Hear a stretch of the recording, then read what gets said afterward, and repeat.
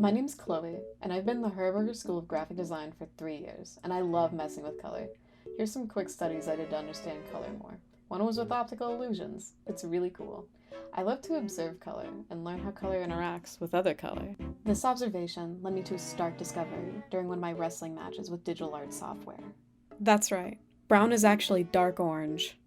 I'm gonna quickly go over why brown is dark orange because some people might be crazy enough to not just believe anything someone says, and it's kind of weird if you've never heard of it before.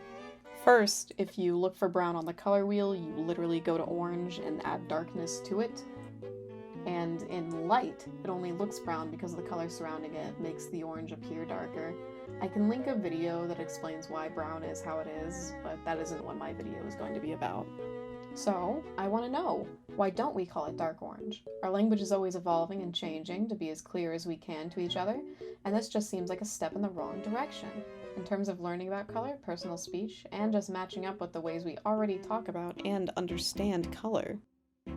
So my first year at Arizona State University, I took a color class, and we had to take these quizzes where there would be a color and we had to estimate how much red, blue, and green was in that color. I was pretty stressed out, and I always thought, God, when am I even going to need this? But it did increase my perception of what colors are made of, and I think as designers we naturally want to figure that out. Like we see a nice teal and figure, how much blue is in this? How much green? So why is it that we see brown and go, oh yeah, that's brown, it's got brown in it? Sorry, but I think it just sounds smarter to say, yeah, that is a striking shade of dark orange. You have the ability to deconstruct what you're looking at. Okay, I'm not a nerd. We've talked about science for a minute, and color, but like, picture this. You're at a party. Everyone's of age, and the party hasn't really started. This guy sits next to you and says, we should really be calling brown dark orange instead. Does that not spark discussion? You thought you were gonna have a lame evening, but this party just turned into the School of Athens. Okay, say party's not your thing.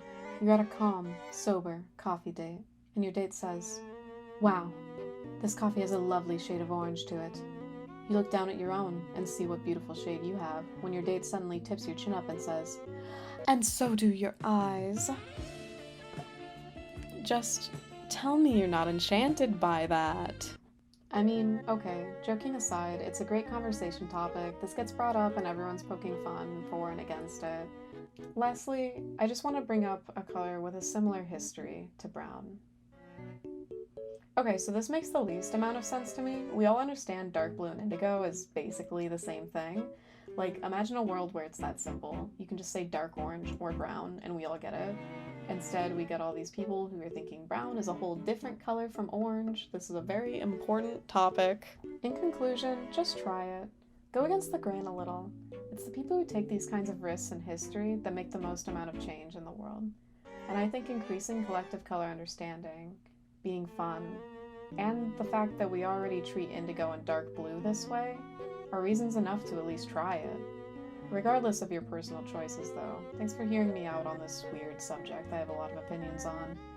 And next time you get a cup of coffee, I hope you ask yourself, how much orange is in this?